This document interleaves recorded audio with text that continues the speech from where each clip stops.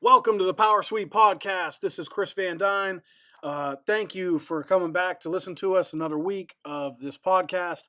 And we're excited. Got two big plays coming this week. NFL Game of the Month, College Totals Game of the Month. We usually don't try to throw two of these out at the same time, but this week we are coming with two big plays in 1 week. Um, Before we get started, though, I'm going to it's the elephant in the room, so to speak. Just get it on out there. The 5-star, our big September 5-star, came up short. Boise State was the play. Looked good in the first half. They're up 20-7. They're really playing well, and things kind of fell apart. It was 21-20 at halftime. And, the entire time I'm thinking, well, there's no way Boise State's going to not score any points in the second half. Lo and behold, they didn't. It looked like they got a fumble return for a touchdown at one point, but the refs blew the whistle dead.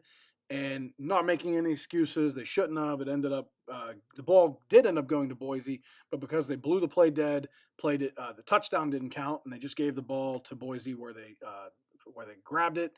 So, so the 5-star lost, but I apologize to our subscribers who weren't on board for any other packages, and they just got that 5-star, as well as the Thursday and Friday marquees, which didn't do well. We did bounce back and win a Monday marquee, but our free plays didn't do well last week, I admit, and we never want that to happen.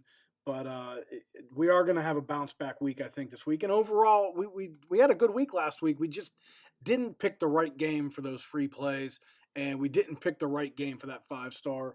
We did go 5-2 on our college late phones. Both of our 4-stars won, which, ultimately it came down to 3 games for our 5-star. It was between Boise, USC, and Boston College. USC and Boston College won comfortably and covered comfortably. Boise State was the one that fell short. We did use, like I said, Boston College and USC as 4-stars. Both won. Wish we'd have gone a different direction, but hindsight is 2020. So it is what it is. We're moving on, and I hope you do too. It should be another big week here. And NFL, if you're on board for our NFL plays, how about this? A nice bounce back from last year, already starting out 5-1 on our NFL late plays, 3-0 this past weekend, and 3 pretty easy winners, especially 2 of them. We had the over in the Minnesota-Arizona game. We had New England against the Jets, and the Tennessee Titans pulled the outright upset against Seattle. So 3-0 ATS in our NFL plays this weekend, as well as our Monday night marquee and our Monday night magic 2-star play, both won. So great start to the NFL season. Really excited. Great job by our NFL handicapper, Sean Rhodes. Congratulations to him. One more thing I will mention, something that me and my colleague Jim Seaman really take seriously is these small college plays, FBS versus FCS. We gave out 2 more winners last week on our star-rated FBS versus FCS plays. Now 6-0 on the year on our star-rated small college plays. We went with the fearsome MAC duo of Bowling Green and Akron last week, and they both covered. Akron won by 21. Should have won much more comfortably. They were only laying 13.5 or 14, depending on when you took it. And Bowling Green was basically right around a pick 'em or -1 or +1. Won 27-10 against Murray State. So 6-0 in our small college plays. Great job to myself and Jim, who handled those plays ourselves. Power sweep 3-3 last week. Our top play did win. That was Stanford. Loved that play all week. We did use it as a late phone play, as well as went down to a 3-star just because of the line movement a little bit. Also, our underdog play of the week could have been an outright winner if not for a fluky Hail Mary tip pass that SMU scored against Louisiana Tech. We had Louisiana Tech as our underdog play of the week, and that won. Would have been an outright winner if not for that touchdown at the end of the game. Power play is an excellent week. 8-4 overall, 2-1 with our 4.5 stars in power plays. If you subscribe to the Gold newsletter, the Power Plays newsletter. We're going to get moving here in a minute. We do have a special guest coming up. Really excited for Jeff Nadu to join us today. And I just want to talk about real quick what we got coming up. Like I said, we do have our Saturday and Sunday Big plays this week, our college totals game of the month and our NFL game of the month. Check out the back of Power Sweep for those prices. We do have some specials on this podcast later on. Special offer for both Power Sweep if you're a non-subscriber, and for the late phones for a package to get you some special deals that will get you that college totals game of the month and the NFL game of the month. We're off to that hot start in the NFL, so you want to jump on board of that.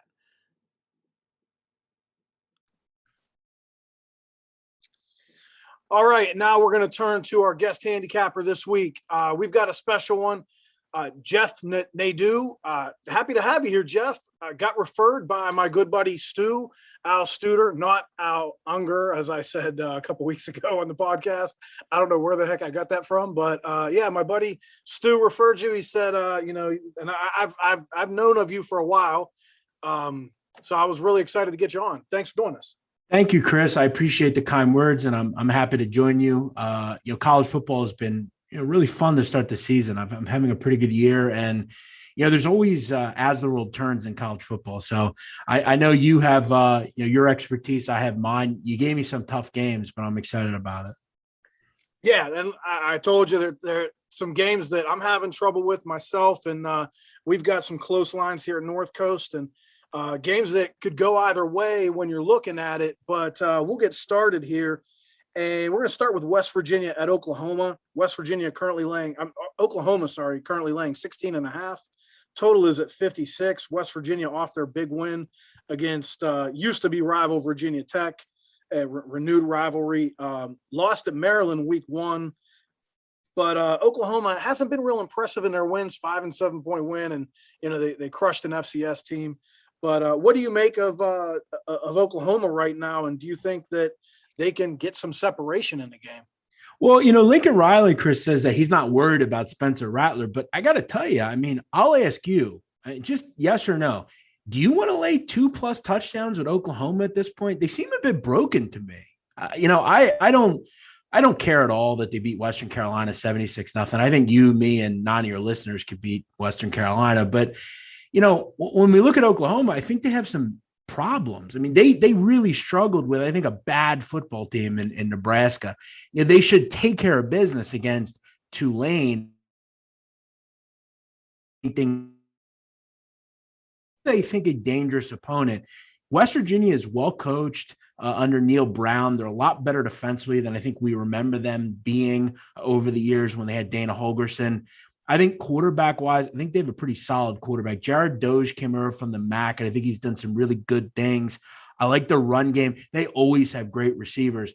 I think this is a dangerous ask if you're Oklahoma. Now, Oklahoma, Clemson, we've seen some of these top-tier teams where it seems like they're going to turn it on sooner or later, but I don't really want to be there to thinking about when they do it or whether they don't. I think this is a tough game, but ultimately – if I have to play it, I'm leaning WVU. I like this program over the years. I just think Oklahoma is kind of broken right now. We have been a team that's backed West Virginia in the past. We did think they would beat Virginia Tech last week.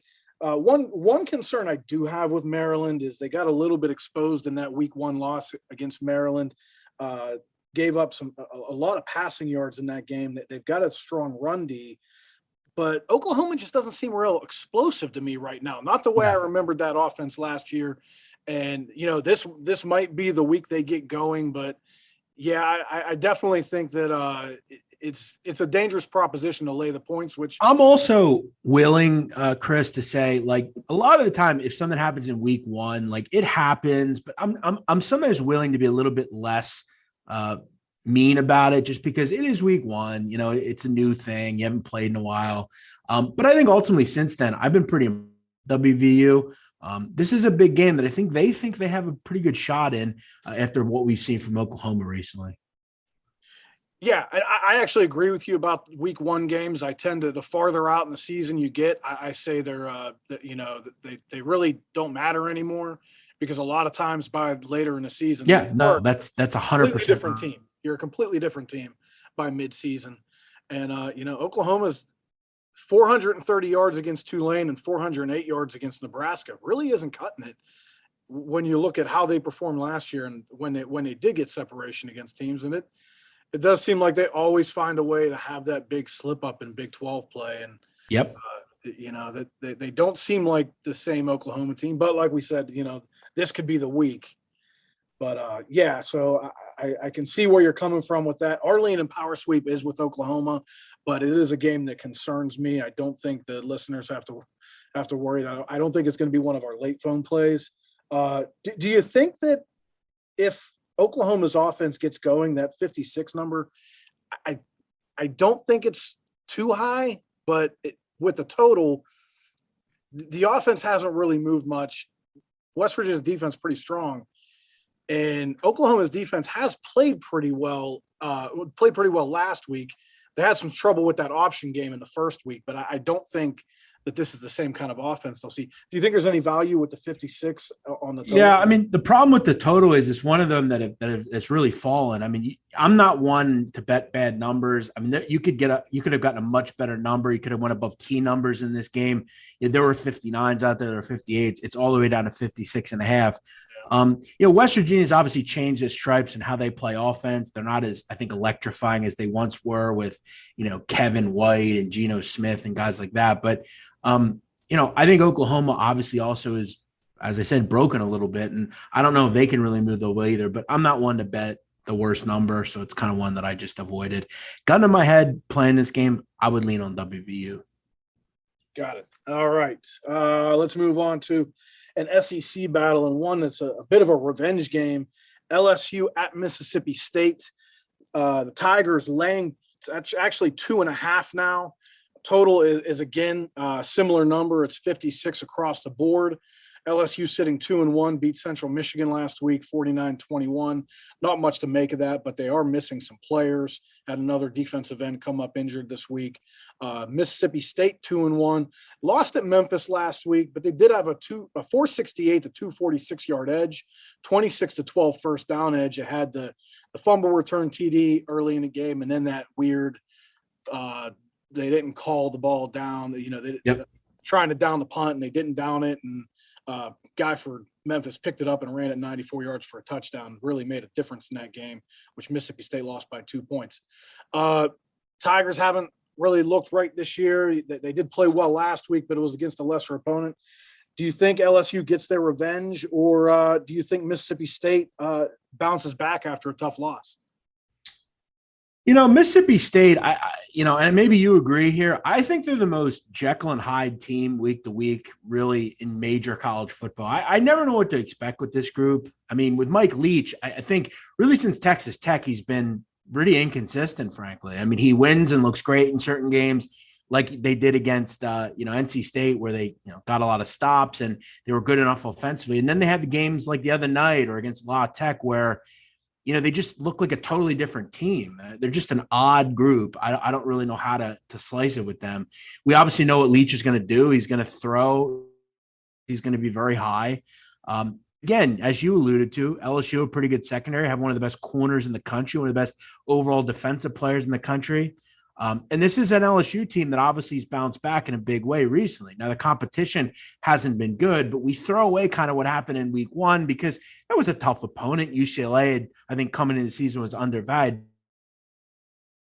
Last 2 weeks, putting a lot of points on the board. Max Johnson's getting experience under his belt. I got to tell you, Chris, I like LSU's offense more, just being honest. And I definitely think LSU is much more likely to get a stop in this football game. I just don't think Mississippi State's that good. I don't really like Mike Leach, especially in this conference. I think he's kind of lost in this conference.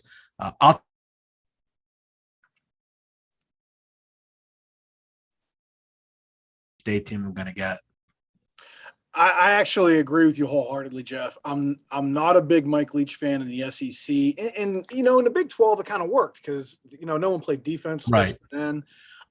With this game here. Two things strike me. First, when LSU lost that game at the beginning of the season last year, Mike Leach hadn't played an SEC game yet. He hadn't coached an SEC game yet, I should say. And LSU they were breaking in like 17 new starters off their national title season. They didn't have Derek Stingley that game. He actually missed that game. So it's a completely different LSU team than Mississippi State saw. And the book hadn't been out on how to stop Mississippi State's offense yet in the SEC. That happened a little later. So if LSU would have seen them later in the season, I think that would have been a different game. I think LSU's defense would have played much better. I do think the injuries and the depth issues that LSU's running into right now, I don't think concern me yet. I think that's going to be an issue down the road, especially if they take more injuries on the defensive line. But I'm with you. They are a Jekyll and Hyde team at Mississippi State. And normally when I see a team who loses a game like that last week, I try to play on them because I know the public will see the final score. They won't look deep into the game to know that Mississippi State really did outplay Memphis. But this is just a team that week to week, you don't know what you're going to get. And against a good LSU squad, I think that they're going to be a little bit overmatched. The talent definitely is on LSU's side. So I like LSU here. I do think they get the revenge. And I think that it is going to be a fun game. It's an SEC battle. And anytime Ed Orgeron's involved, some weird things are going to happen, especially with Orgeron and Mike Leach. I don't have it in front of me, and I'll as if, at least to me, they really struggle, Mississippi State, to finish drives with touchdowns. In the NFL, I love because they track touchdown percentage. In college, it's a little different. But LSU's obviously done very well in the red zone. I'm going to venture to believe that Mississippi State's not close. They're probably top 50, but they seem to me that when it comes to touchdowns, it feels like they seem to struggle in the red zone a little bit. And I think that has to do with their just penchant for throwing constantly. They don't have much of a run game. I just think LSU is a little bit more balanced. Yeah, when you're throwing the ball constantly, the field's wide open until you get down inside that red zone, things start to tighten up. And when you don't have a run game, when you're running for 45 yards a game and 2.7 yards per carry, your run blocking is not going to be real potent down inside the 10-yard line. So, and I know that was an issue for them last year. All right, moving on to the final game we're going to cover with Jeff here. UTSA at Memphis. This is a fun game to me. 2 3-0 teams, both group of 5 teams. UTSA, kind of an upstart team. They did really well last year in their first year under Jeff Traylor. They were competitive against some good football teams like BYU and UAB. This year they already have the upset over Illinois, which wasn't a fluky upset. They beat Illinois that day and outplayed them. Memphis 3-0. They have a 55-50 win over Arkansas State, which was kind of a wild game. And then they have a win over Mississippi State, which we just talked about, where in reality, they were kind of outplayed in that game.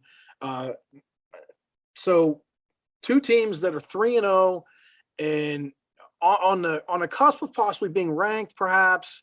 But do you think that UTSA can pull off the upset and go to 4-0, see a CUSA team against an AAC team? Yeah, I'm not so sure. I think for me, look, Memphis kind of is always that team that can't stop the pass, but they're always beefy up front defensively, and they get good run defenses generally. The question for Frank Harris, the UTSA quarterback, and for that team in general is, can Harris beat Memphis through the air? Because I think for UTSA, they want to lean on the ground game with McCormick, who's one of the better rushers in America. They want to kind of fall back on their defense. That's kind of what they were able to do in that game against Illinois. They just got more stops than Illinois did. And they really haven't, we don't know what they are outside of that. They're always a team that I think is going to surprise in Conference USA, but stepping up and playing a team like Memphis that's glitzy, they're glammy, and they're going to move the football. I have some real concerns. I mean, has UTSA seen an offense like this? Generally, when you step up and face offenses like this, they struggle to get stops. The real question is, can UTSA keep up and run the football effectively? Memphis has only given up about 3.8 yards a carry, which is pretty damn good. My question is, can Frank Harris move the ball downfield? Now, he's not a terrible, good player. They just definitely lean more on generally running the football. But I don't ever trust Memphis to get stops. So I'll feel like, Texas, San Antonio can move the ball through the air, get that occasional deep ball. Probably looking towards an over here. I just don't ever want to play unders. But this is not a good defense. And I think this is an offense that could probably put some points on the board against Memphis. So I don't really want to pick a side. I'll just shoot the fact that both teams can score. Yeah, me and Stu, we tend to use some unders here, and me and Stu have had those conversations about us using unders, and but I agree with you on the total. I actually I was looking at that, and we were talking about that here. You know, UTSA, you're right. Harris isn't. He's not a flashy quarterback, but he just somehow always gets the job done. You know, he's kind of that guy that you try to out recruit him, and he just keeps winning the job and finding a way to stay on the field. He did throw for 277 against Middle Tennessee and 280 against Illinois. So, you know, they're doing enough through the air to respect him. And they do have a pretty good receiver in Zachary Franklin. And also Joshua Cephas is not bad. Franklin does have 346 in just 3 games. Memphis, on the other hand, you know, their offense is always going to put points on the board. Exactly.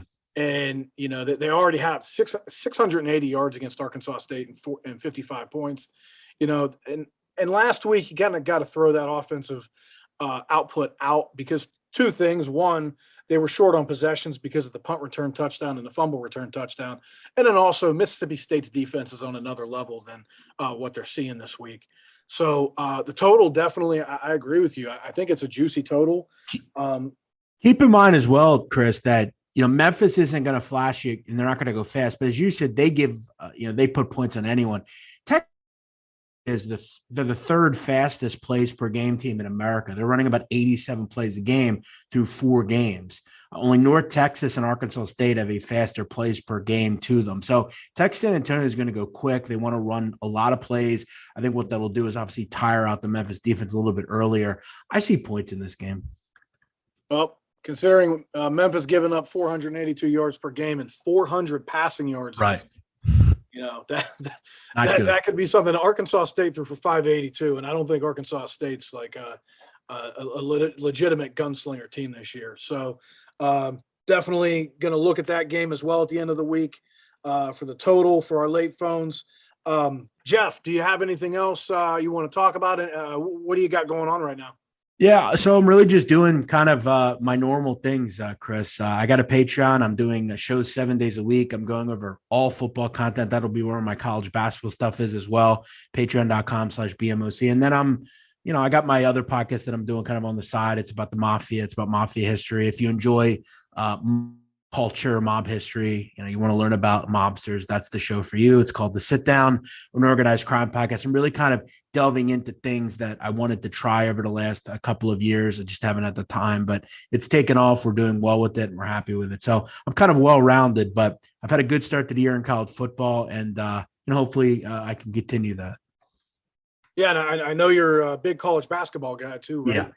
I am. That's kind of my, it's always kind of been my bread and butter. I enjoy college sports in general, but I like the fact that I can kind of just hide with 357 teams, right? And just find value. And I'm big on like low and mid-major teams. So I kind of have the ability to just know about every team. And I think people enjoy that. Maybe they don't have the time to look all that stuff up. I have been following your college basketball stuff for a while. I know you do a lot with those mid-major programs because I've always, you're right, that there is a lot of value in college basketball because there's so many teams, so many games to follow that it's hard to keep up with everything that's going on. And you get a lot of value in those lower programs, those lower conferences that get kind of just neglected or, don't get as much attention during the season. So 100%. Looking forward to that as well. And hey, my hometown has some mob history to it. I'm originally from Steubenville, Ohio, home of Dean Martin. So I might be interested in that myself. I will have to check out that podcast you're doing. Yeah, really when you're looking in the Midwest, kind of the right near Pittsburgh area, there's a lot of mob history there. Pittsburgh for a lot of years was a mob city. Akron, some of those areas. Youngstown. Youngstown. Yeah. So, there's a rich history really everywhere. And you're right, Steubenville as well. So yeah, we've got so many people still to do. And, I know in Youngstown, Lenny Strala, who was a longtime boss there, he died a month or two ago. So yeah, there's a lot going on and we've got so many people still to do. So I'm sure we'll venture over there sooner or later. Well, we only do football here at Northcoast Sports, but I've got other interests, and so do my colleagues. So always interesting to hear about some different things, and definitely going to check out that podcast, and I suggest our listeners do too. Thank you again, Jeff, for joining us, and perhaps we'll do this again. I look forward to it. Thanks for having me, Chris. Have a good week and good luck in college football. You as well, Jeff. Thanks, brother. Moving over now to our North Coast handicappers. I'm going to bring in our two well-known and popular handicappers here, Jim Seaman and Robbie DePola. Welcome back, guys. Robbie, another week for you. Rough week, 0-3, but I know you're ready for a bounce back. You were pretty good prior to that. How are you feeling this week? I got to be honest with you, not the best in terms of how the plays shook out.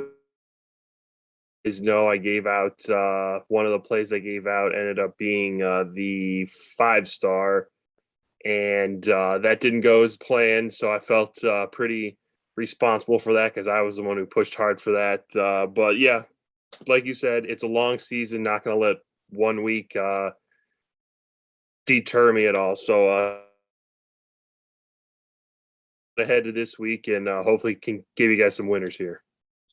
Yeah, and one of the reasons we do this is for transparency, letting you know who we are and what we're about. And, we're not going to shy away from it, Robbie. I know you stuck your neck out on that play last year. I've done it before, and it's, it never feels good when you stick your neck out on a play and it doesn't work out. But I know you've done well in the past, and I'm confident that you'll be back and giving out winners just like you have.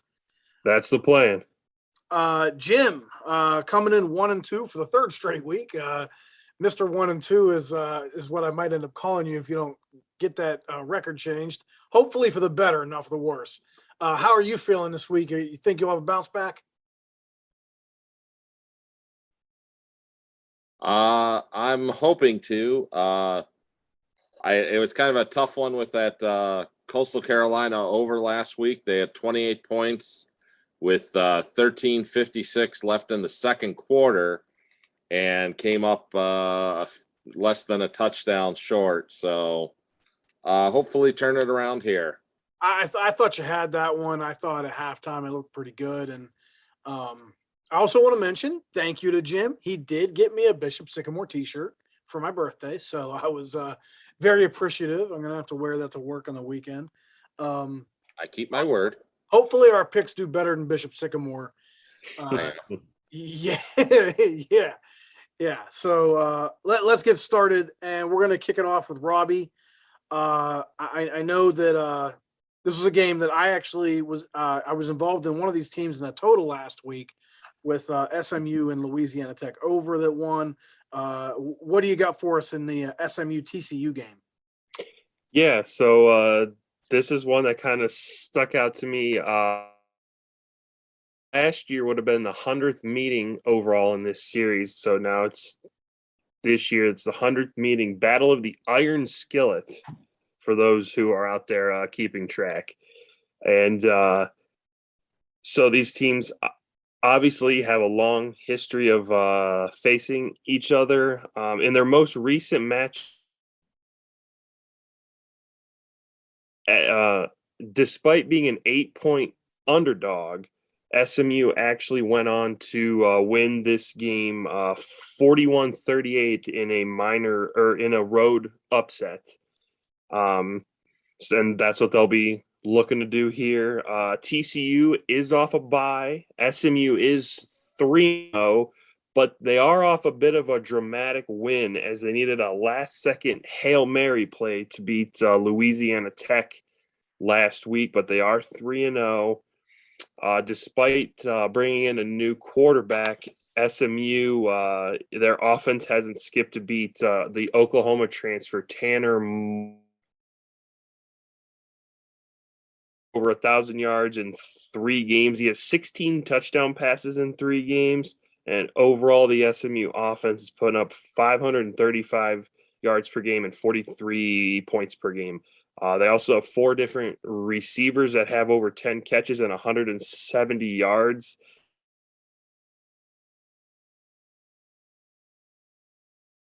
$18 times in 3 games. Their offensive line has yet to allow a sack, which to me is very impressive for a team that passes as much as SMU does. TCU, typically known in the past for having a pretty solid defensive unit. They did give up 442 yards and 32 points to a Cal team that isn't very good on offense.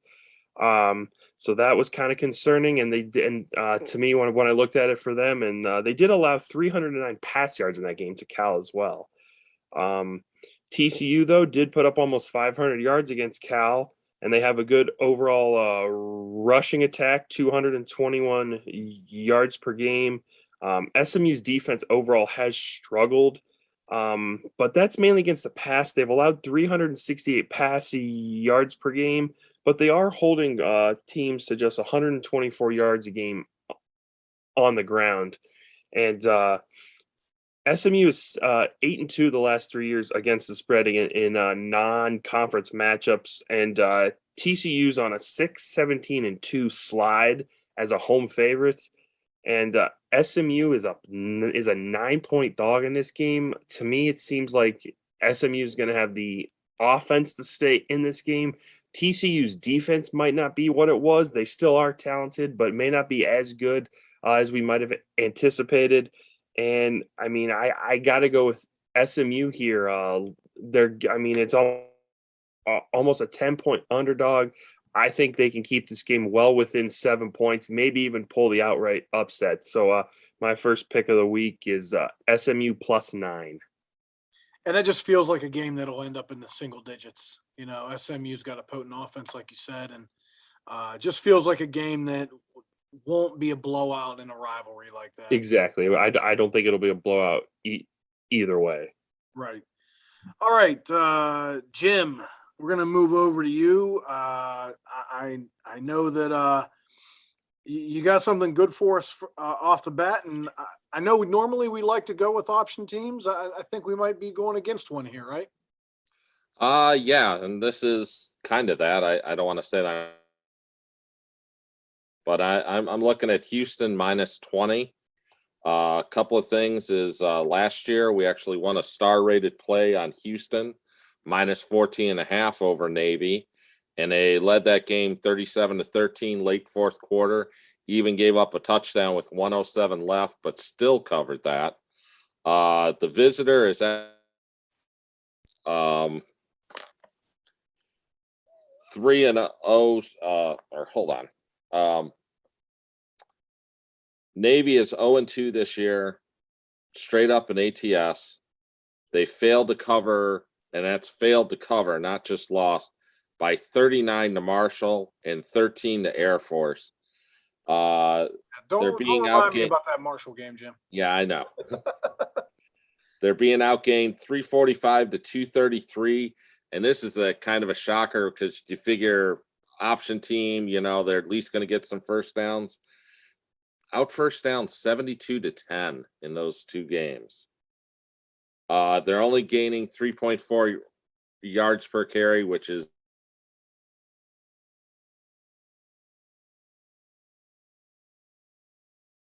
lost against Texas Tech, but since then has covered and won 2 straight. They beat Rice 44-7 and Grambling last week 45-0. They're only allowing 3.3 yards per carry and 108 yards rushing. And I just think they're a better team this year. And Navy is just very down this year. And they are coming off a bye, but I still like Houston here. Well, and there's also some dysfunction going on with Navy, with the offensive coordinator, Irvin Jasper, who's been there for a long, long time. And he got fired by the athletic director. Then the athletic director, Nuamatalolo, convinced the AD to bring him back, but he's not calling plays anymore. And isn't he the quarterback coach? Yeah, now he's the quarterback coach. It just seems like things are kind of falling apart there, and I'm a little bit worried for Ken Nuamatalolo's future at Navy because it's been weird the last 2 years. You're a triple option team, and they've actually struggled to run the ball a little bit. Last year wasn't very good either. So I don't know what's going on there, but it doesn't seem good. That's for sure. Yeah, it's like I said, I think it's, unless they really can turn that around quickly, it's going to get ugly. Yeah, worse before it gets better if they don't figure something out. Okay, I'm gonna go ahead and jump in next, and I'm gonna look at a Big Ten game against a Big Ten team against a CUSA team that I'm actually a big fan of this year, but I think it's a bad situation for Western Kentucky this week. Indiana comes in 1-2. They've lost to Iowa and Cincinnati, two teams that you really can't, hold your head down for losing to. Iowa game not as lopsided as it looked. Their defense actually played pretty well, but gave up the 2 pick sixes. So they really only gave up 20 points defensively in that game to Iowa. Last week they actually jumped on Cincinnati 14-0. It was 14-10 in the second quarter when their linebacker, who's the heart of the defense, McFadden, got ejected. Micah McFadden. Luckily, that was the first half of the game, so he's not out for the first half of this game. But Indiana still led that game 24-23 in the fourth quarter. They were down 30-24 in the fourth quarter and fumbled at the Cincinnati 2-yard line. Then they handed Cincinnati a 6-yard touchdown drive after an interception. So as good as we all think Cincinnati is, and we think they're pretty good, Indiana was right there with them last week and nearly beat them. Here comes, a game against Western Kentucky. Normally, if they would have won that game last week, I would say this is a look-ahead spot for Indiana, and I'm worried about them looking ahead because they got Penn State on deck. But you can't look ahead to a team when you're 1-2. You can't look ahead when you've already lost, two games, and you're looking at your schedule and you see Michigan and Ohio State and a resurgent Michigan State team on your schedule. You got to take every win you can get. You got to take every chance you can get to win a game. And, because we were talking about it earlier, if they mess around, Indiana might not go to a bowl game. So I think they're going to take this game very seriously. And the one thing that Indiana does well is stop the pass. They've only allowed 54% completions and 184 passing yards per game. 3 starters in their secondary from last year came back. Tom Allen, 10-4 ATS versus non-conference teams. Western Kentucky, it's a different offense. They changed the offense up. So it's now, they got the Houston Baptist transfers and the Houston Baptist OC, and it's looked really good in the first 3 games. But the first 2 games, they're off a bye. But the last game they played was against Army. We did get the cover in that game. They were +7 and they only lost by 3, but they were trailing that game by 21 in the fourth quarter and continuously scored on an Army defense that's not real adept at stopping the pass. So I think that Indiana is going to stop that pass enough. Western Kentucky doesn't run the ball at all right now, and they didn't run it well last year either. So I don't think they'll be able to do enough on the ground to keep Indiana honest. Indiana's going to key on that pass game, and Indiana's offense will move the ball against Western Kentucky. I think that one of the things that's going to happen this year with the rejuvenated passing game for Western Kentucky is going to make their defense a little tired, and it's not a defense that's as good as it has been in years past. So I've got Indiana by almost 2 touchdowns. I think they could take this game by a little more than that possibly. I don't normally like to go against Western Kentucky. It's one of my favorite teams coming into the year, but mainly in CUSA play, I like Western Kentucky. This non-conference game, I think, is a bad matchup for the Toppers. Okay, and moving on, Robbie, we've got another game involving Big 12 teams for you, right? Yeah, it's actually going to be a team that I went against last week in Oklahoma State, and we all know what happened in that game. But I guess I'll try to play against them again and hope we have better success this time around. Yeah, it's Kansas State is traveling to Stillwater to face the Oklahoma State, and obviously this is a big matchup. Both teams looking to start Big 12 play off on the right foot. They are 3-0, but Oklahoma State is a team that it's kind of surprising to me how they're 3-0. They've dealt with injuries all.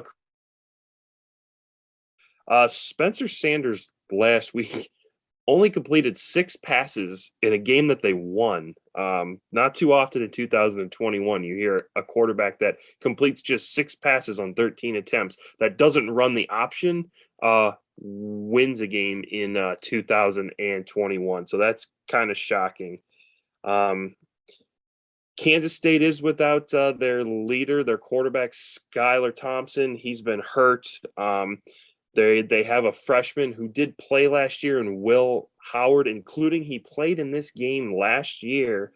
And Kansas State did actually lead this game last year 12-0 at the half. They ultimately lost by 2, but they were nearly a 2-touchdown underdog, so they easily covered this game, almost won it outright. Kansas State is having success running the ball this year. They're putting up 226 yards per game, 5.3 YPC. So there's not a ton of pressure on the young quarterback to go in there and throw the ball 30, 40 times a game to make plays. Kansas State, as we all know, has an explosive running back in Deuce Vaughn who makes plays. Will Howard made plays last week when he had to. They beat a very good Nevada team.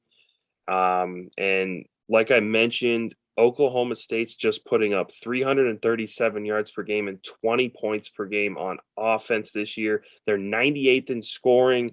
They're 101 overall in the FBS and passing yards. They're also getting held to, or they're putting up 134 yards per game less than their foes allow coming in, whereas Kansas State's strong defense is holding foes to 157 yards per game under their season average. So you got a really good defense versus a team that can't ball well. Oklahoma State does stop the run well. They've only given up 95 yards per game on the ground. But in this matchup last year, Kansas State, I believe, ran for 227 yards per in this game last year.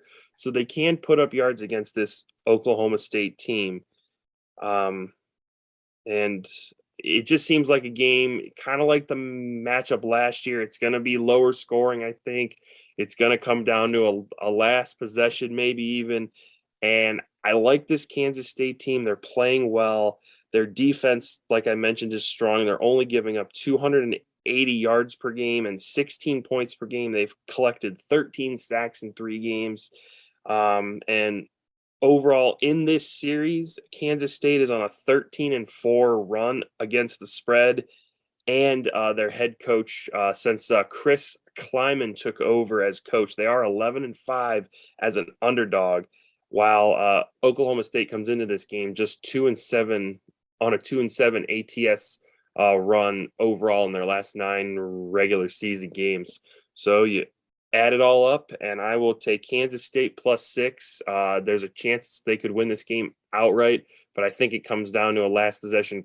I think it gets decided by a field goal. So another close game here that I think Kansas State can cover, possibly even win outright.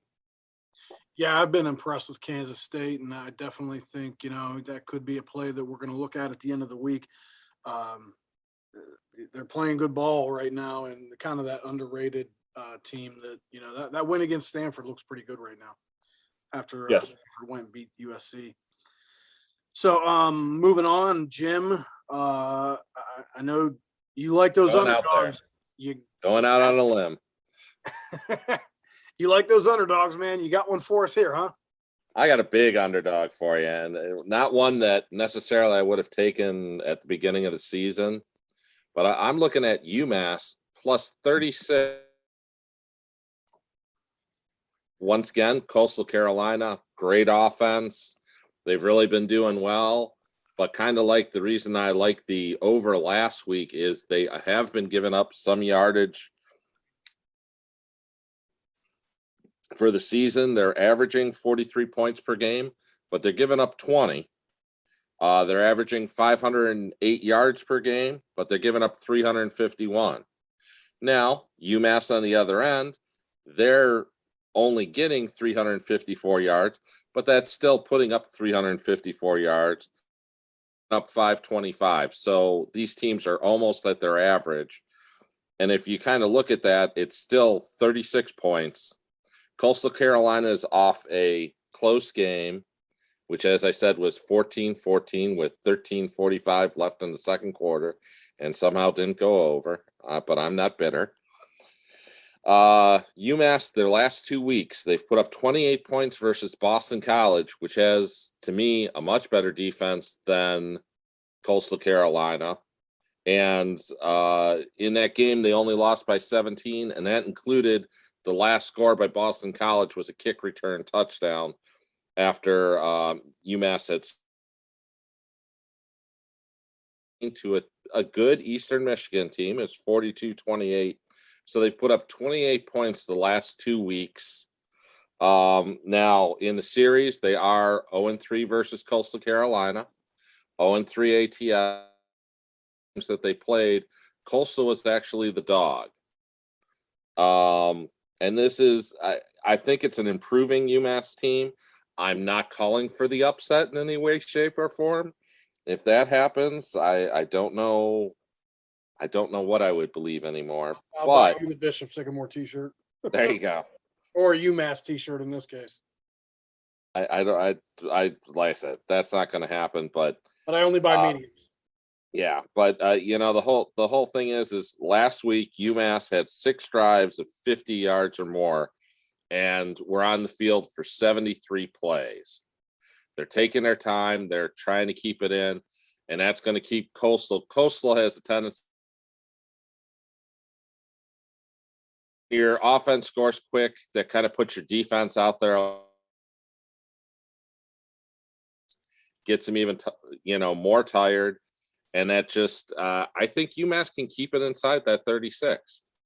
I think Coastal, the whole thing is Coastal next week has their conference opener and LM, but the whole thing here is 5 days later, they play on a Thursday night at Arkansas State. So they've got 2 conference games coming up that are going to be, in less than a week. So I can see them resting some players at the end here. And I think 36 points is just a little too much. Yeah, and I always say if you're gonna play against the team that is a big favorite, always play against the team when they're at home, because that fourth quarter, Coastal Carolina could use some walk-ons, let some guys play in the game that never play. When they're on the road, though, you can't do that. You can only take 75 guys. If it's a home game, some schools carry 100 guys. A couple of years ago, we saw Clemson play like 110 players in a game. So in a big blowout like that, it actually works against you to be at home sometimes because the guys you're playing are not scholarship guys. That is very true. Yeah. And now kind of going almost on the opposite end of UMass. What team are you going with here, Chris? Well, this probably is not going to sound like something the listeners are going to like because it's a team that the public is down on right now, and for good reason. Clemson has struggled a little bit offensively, especially they struggled. They got held to 3 points against Georgia in the opener. Last week, they really were pedestrian against Georgia Tech. They won that game 14-8, which, it was not a flashy win at all. They ended up having to actually get a stop at the 2-yard line at the end of the game. Otherwise, might have lost. Got outgained, only put up 284 yards. Here's the thing about that game, though, and not a lot of people realize this, and no one realized it during the game. Georgia Tech came out and ran a 3-3-5 and did things different than they have ever. And Clemson's coaches, including their defensive coordinator, said their offensive coordinator, Tony Scott, when he sent the team out, he said that the team saw a defense they had never practiced against. So, all week you're preparing for one defense, and they come out and run something completely different. So, and that doesn't seem like something that should affect a team like Clemson, but this is a young Clemson offense. They have you're breaking in a new quarterback. You're breaking in a new running back. He's a true freshman. You're breaking in new receivers. Your offensive line is fairly young. So while last year's Clemson team, that trick wouldn't have worked. This year's Clemson team, that worked, and it really messed them up. I'm not going to hold it against Clemson for only putting up 180 yards against Georgia. I know that output last week looks bad, but I think you're going to get a much better offensive output against NC State this week. Now, Clemson does own this series. They've won 15 of the last 16 in the series. They've covered 4 of the last 6. The home team is just 7-16 ATS. So that, again, Clemson on the road, that favors them. NC State took a big loss a couple weeks ago. Peyton Wilson, their number 1 tackler last year, a first-team All-ACC linebacker, out for the year. They also lost a starting safety in that game, so their defense is taking a hit. And for NC State to really have success, they've got to run the ball. If you watch the opener, it was a game that we put our I believe we had a marquee on that game. I can't remember for sure if we did. We might have, though. But NC State played South Florida, and it won 45-0. 525 to 271-yard edge. Most of that came from the ground. They ran for 293. Last week, they ran for 218 against Furman. The week before that, though, that's the one that concerns me for NC State. They only ran for 32 yards against Mississippi State, only put up 10 points. Clemson's defense is better than Mississippi State's. Their run D in particular is pretty good. They hold teams to 110 rushing yards a game, 3.2 yards per carry. And it's been, Brian Breezy is going to be eventually a first-round pick. So your defense, you have a defensive edge there. The question is the offense. Can you get it going? I think Clemson can. I think that a Clemson defense that hasn't given up an offensive touchdown yet this year will possibly give you some short fields. And remember, DJ Uiagalelei, I know he has not looked good this year, but last year he threw for over 700 yards combined in his 2 starts against Boston College and Notre Dame. And it's just a young offense. I think they'll figure it out this week. I think they're going to put up some points, not anything flashy, but I think they can get into the high 20s, low 30s, and that'll be enough to cover a 10-point line. I think it's pretty cheap when you're talking about playing Clemson. So I'm going to lay the 10 against NC State. Clemson minus 10 seems cheap to me, so go Tigers. All right, and we're going to move on to our totals now. Robbie, what do you got for our total?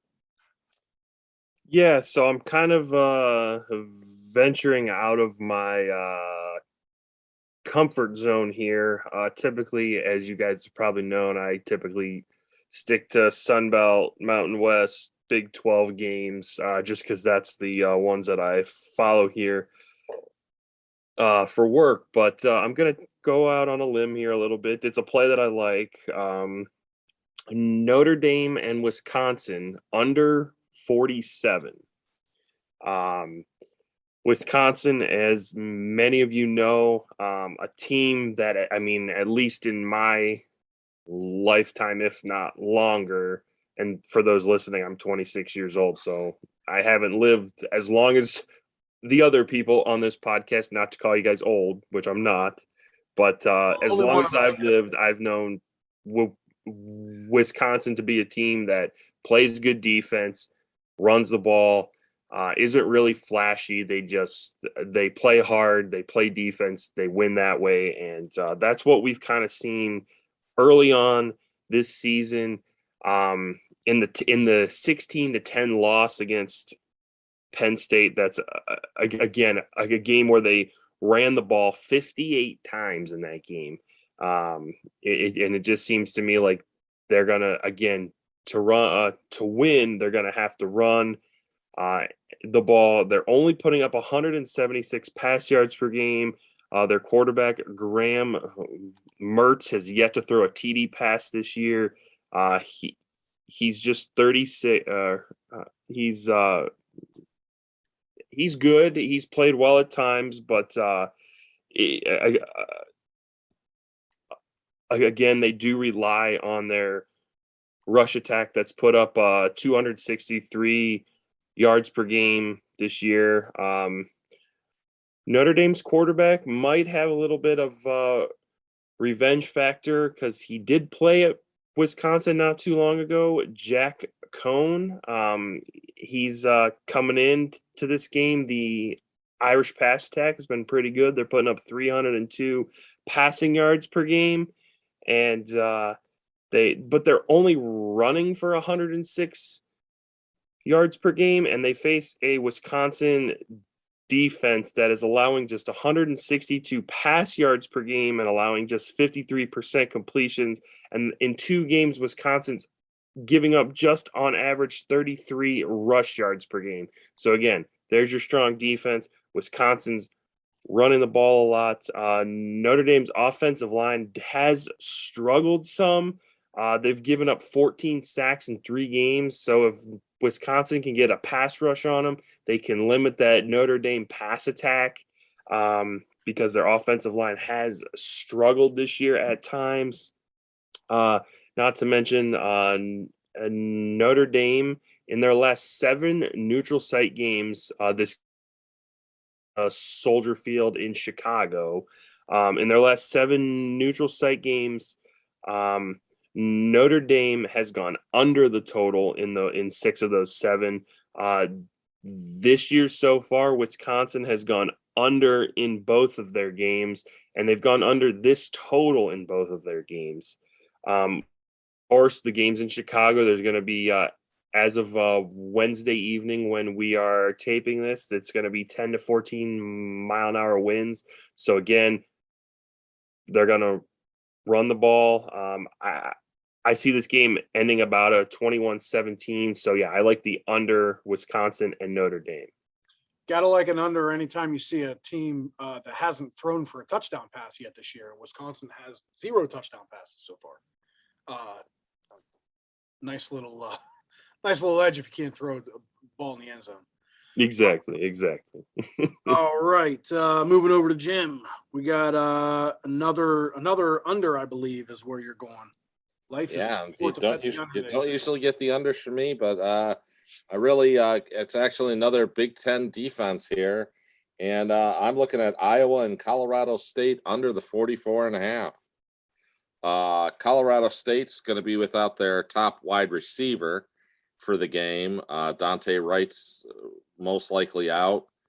But other than and for Colorado State in this, other than a blowout loss to South Dakota State, their last 2 games have totaled 45 and 28.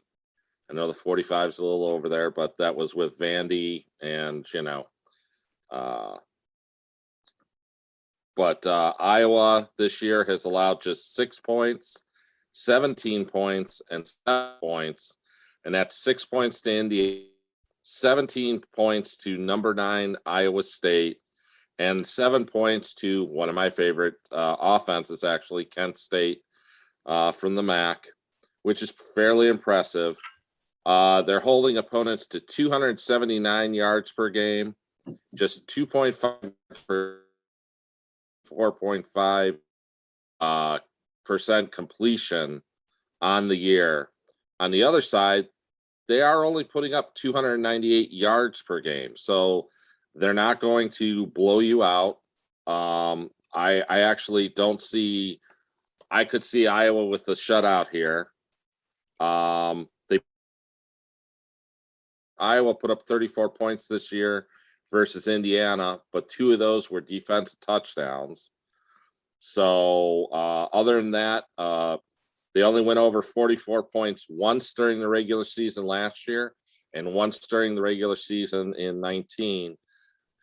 So they're not known for putting up a ton of points. As you mentioned, they're at home, so I could see them kind of subbing at the end, but their defense will like the shutout.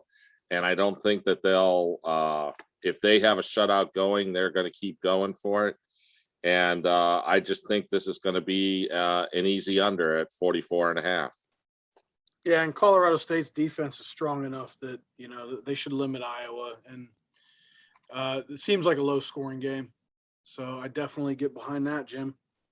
All right. Who you going with, Chris? You going to take us with an over? Yeah, I went to an over last week. I'm going to go back to an over, and it's going to be involving a CUSA team. I love the CUSA. I'm looking at FAU and Air Force over 54. Not really big on taking overs in triple option games, but I did it a few weeks ago with Army and Western Kentucky. It worked out. I'm going to do it again here. Air Force, just a massive offensive game last week, put up 619 yards against Utah State, but they gave up 628, including 448 passing. FAU, they can throw the ball this year. Their offense has improved. Last year, the problem was the quarterback. Now they added Nkosi Perry, the transfer from Miami. He threw for 332 against Georgia Southern, 301 against Fordham, 261 against Florida. Offense can move the ball. Now, but you go back to that Florida game, they gave up 400 rushing yards, 8.7 yards per carry. They did face the an option team a couple weeks ago in Georgia Southern. They did well in that one.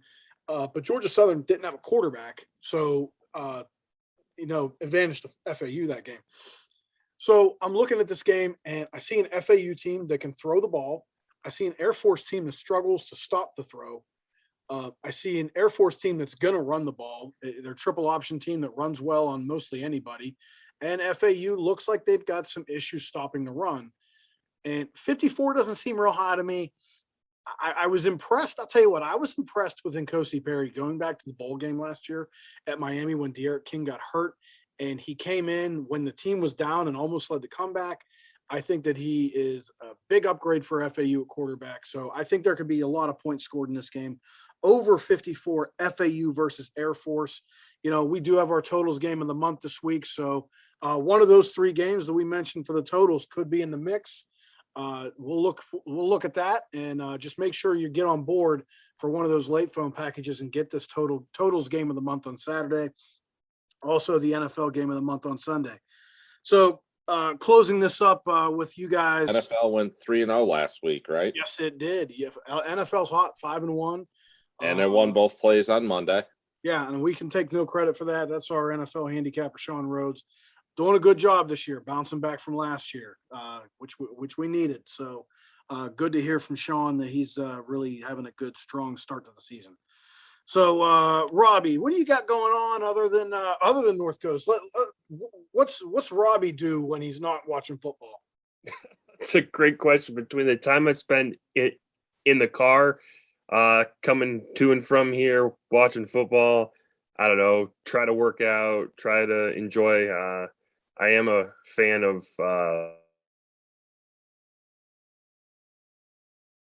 and you see in the Olympics, it's the sports entertainment. Do you say? Yeah, So I do try to watch that. It is as is in the WWE. The E stands for entertainment, and I do personally find that to be entertaining. And it's kind of my thing to get away from football and all that. So I do try to watch those. It's on 4 nights a week, so that's what most of my evenings consist of after I get home from work and the gym. Man, me and Robbie have had those conversations. I'm sure most of you know by now, I was a college wrestler and not a big fan of the WWE myself and that form of quote unquote wrestling, but Entertainment. if you enjoy it, you enjoy it. What do you got going on, Jim? What's going on in Jim Seaman's world? Just the time that I get, I do like to spend with my 2 daughters that are still in town, and I'll spend time with my 89-year-old mother, who's still, yes, very, very good, and still there mentally, which I hope I can match that someday. I hope I can make it to that age, let alone be. Chris doesn't. Chris just wants to be eaten by a polar bear by then. 20 years when he gets eaten by a polar bear. Anything else? What are you up to, Chris? I work, and wrestling season will be starting soon, and then I really don't have a life between here and wrestling season. It's a lot, but I enjoy it, and it's a lot of fun. So thank you guys for joining us again, and we're going to be back next week with Jim and Robbie. And I'm going to close this up with a special offer here in a moment, and we'll be back in Take one care. month. All right, and thank you to Jim and Robbie for joining us with another week of excellent analysis. I hope everyone enjoyed that. Just a reminder, we have our totals game of the month in college this weekend, also our NFL game of the month, so it's a double big weekend for us at Northcoast Sports. And just a couple offers we're going to throw out to our listeners. If you're not a Power Sweep subscriber, I don't know what you're waiting for. You can use Power Sweep for a lot of things. Excellent analysis. Jump on board now. It's $89. But I will give this offer out right now. Use the code Ohio in honor of my colleague, Robbie DePola, Ohio Bobcat alum. $10 off the Power Sweep online or over the phone if you use code Ohio. And that is ncsports.com or 1-800-654-3448. One other offer for listeners out there, if you are a subscriber, we want to make sure you get in on the action too. Right now, our Saturday, Sunday late phone package is $129 for 21 subs and $119 for 22 subs. We'll knock that $20 off the back of those prices on Power Sweep if you call in 1-800-654-3448 and use code Ohio. Again, it's 1-800-654-3448. For that package, you do have to call in. It's not something we can set up online because it's specific to what year you are subscribed to. So again, that's $20 off the Saturday, Sunday late phone package. Only that package. That'll get you all of our college star rated plays, which went 5-2 last week. All of our NFL late phones, which went 3-0 last week. We'll also get you our totals game of the month. We'll also get you our Thursday night college and Monday night NFL marquees. So all of that goes into that package, and you can get $20 off that package, the price on the back of Power Sweep, by calling 1-800-654-3448. Once again, thank you to Jeff Nadu for joining us today. If you want to check out some other stuff I'm doing, at ChrisV160 on Twitter. You can hear me also on the Stewcast. It's at the Stewcast, and also on all the apps that you get podcasts on. And Robbie DePola, you can follow him at R_DIPAOLA16. That's at R_DIPAOLA16. He's also writing this basketball season. He'll be writing for KingJamesGospel.com. And we're going to throw this also out to any of you non-subscribers. If you're not sure, if you want to try Power Sweep out, but you don't want to pay for it, if you follow me or Robbie on Twitter and you hit us with a direct message with your email address, we'll send you one issue of Power Sweep for free. Since you gave us a follow and gave us your email, we will do that. You get one issue of Power Sweep for free. If you hit us up on Twitter, me or Robbie, it's at ChrisV160 or at R_DIPAOLA16. Thank you again for listening, and we will be talking to you next week on the Northcoast Power Sweep podcast.